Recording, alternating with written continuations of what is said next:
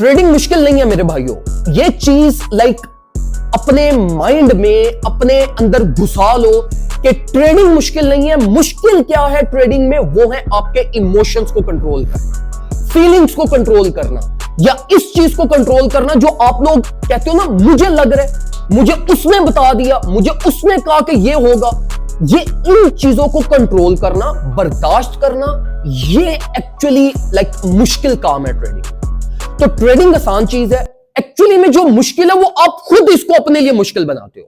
तो आज की वीडियो में मैं आपको जरूर डिटेल में गाइड करता हूं कि मैं किस वे से ट्रेड करता हूं और मेरा ट्रेड क्राइटेरिया क्या होता है। मैं जब एक पोजीशन ओपन करता हूं तो मैं किस तरीके से उस पोजीशन को मैनेज करता हूं, मेरी मैनेजमेंट क्या होती है, और मैं किस वे में उस पोजीशन को ट्रैक बैक करता हूं कि इसको मैंने चलाना है, क्लोज करना है, ब्रेक इवन हिट करवाना है, स्टॉप लॉस करवाना है, वो मैं किस बेसिस पे करता हूं। ये सारी चीजें मैं आपको आज की वीडियो में गाइड करता हूं ताकि आप लोग भी इन सारी चीजों को फॉलो ऑन करके एक अच्छे वे में ट्रेडिंग कर सके। सबसे पहले देखो मेरे भाइयों, ये जो 2 महीने का प्राइस एक्शन अभी गुजरा है, इस 2 महीने ने आपको ये चीज तो सिखाई होगी, ये सबक तो आपको दिया होगा कि भाई ट्रेडिंग में टेक्निकल नॉलेज के बगैर आपका गुजारा नहीं है, और टेक्निकल नॉलेज में भी कोर फंक्शनैलिटीज, ये सीखना इतना ज्यादा जरूरी है आपके लिए कि अगर आप ये नहीं सीखोगे तो मार्केट एक ना एक दिन आपको पकड़ के झंझोड़ेगी और नचोड़ लेगी, और आपके सालों सालों की मेहनत market ultimately with in a day और विद इन अ वीक आपसे वापस ले लेगी।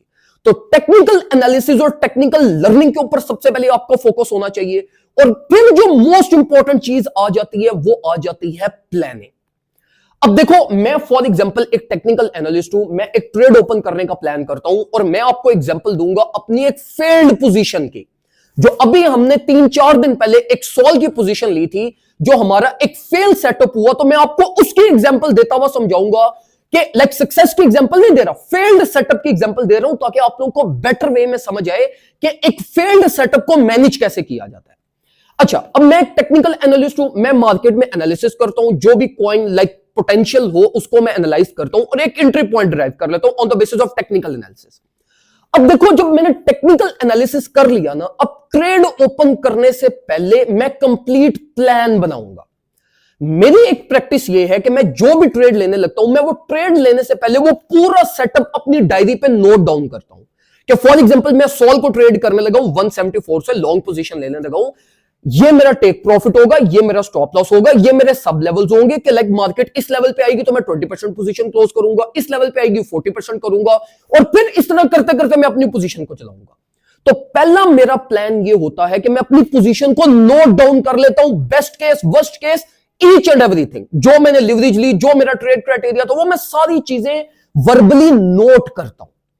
अब देखो मेरे भाइयों, प्लानिंग में ना हम बहुत सारे लोग एक गलती ये करते हैं कि जो हम इनिशियल प्लान बनाते हैं ना, हम उसके ऊपर स्टैटिक हो जाते हैं, उसको मतलब वो पत्थर पे लकीर समझना शुरू कर देते हैं। नहीं, देखो, अब अगर मैंने कोई ट्रेड प्लान बनाया है तो वो ट्रेड प्लान मेरे पास प्री मार्केट कंडीशंस के अकॉर्डिंगली है।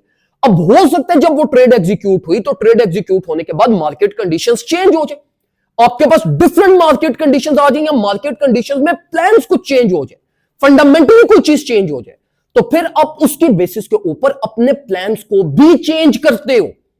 अब यूं ही कुछ हुआ, हमने एक सॉल की पोजीशन प्लान की अपने प्रीमियम ग्रुप में, 174 से वो पोजीशन हमने ओपन की, और अगर आप लोगों को याद हो तो 18 तारीख को मार्केट क्रैश हुई थी, करेक्शन हुई थी मार्केट में, जिसमें सॉल को सबसे ज्यादा इंपैक्ट पड़ा था। उस क्रैश के अंदर हमारी ये पोजीशन एग्जीक्यूट हुई, और ये स्क्रीन पे आपको सारी डिटेल्स प्रीमियम ग्रुप से नजर भी आ रही होंगी कि पोजीशन एग्जीक्यूट हुई। बड़ा फियर क्रिएट हो गया मार्केट में कि जी अब मार्केट गई, ब्रेक डाउन होगा, ये होगा, वो होगा।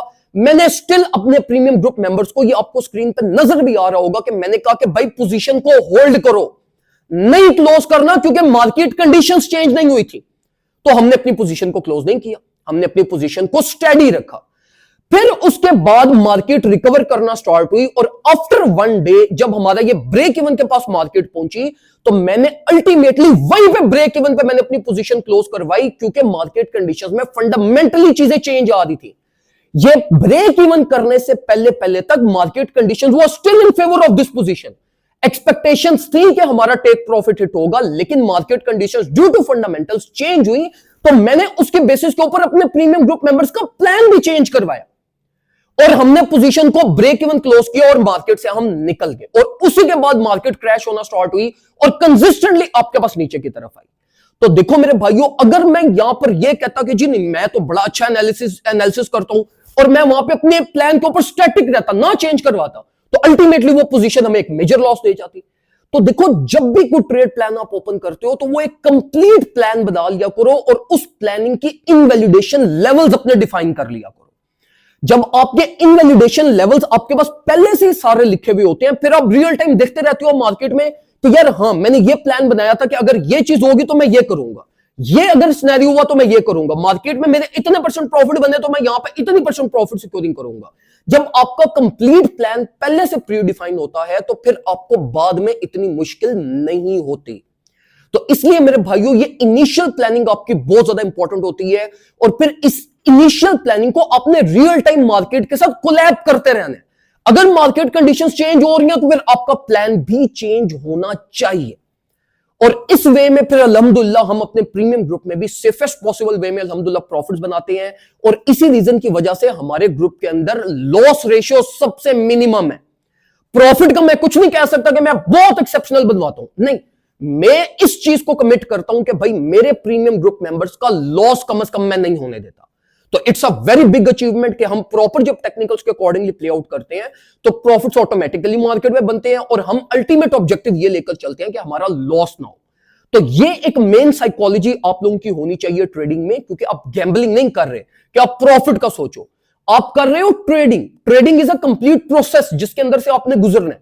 तो आपकी साइकोलॉजी, आपकी मेंटेलिटी ये होनी चाहिए कि मेरा लॉस नहीं होना चाहिए, प्रॉफिट बने ना बने उसकी खैर। तो इन चीजों को, इन प्रैक्टिसेस को अगर आप फॉलो ऑन करेंगे तो इंशाल्लाह market will give you good returns और ultimately at the end of the day you will become a good trader. दुआ में मुझे याद रखिएगा, अपना ख्याल रखें, अल्लाह।